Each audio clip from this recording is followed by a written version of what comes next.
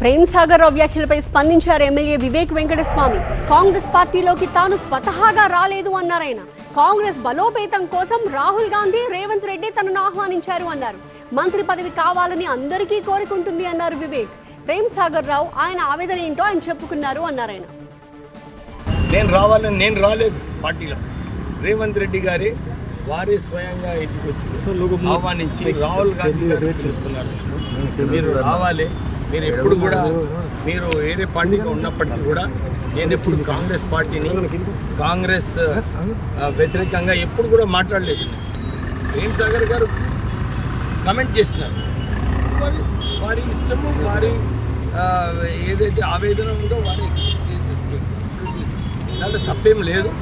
అందరికీ కూడా ఆశ ఉంటుంది, నేను కూడా మంత్రి కావాలి ఆశ ఉంటుంది.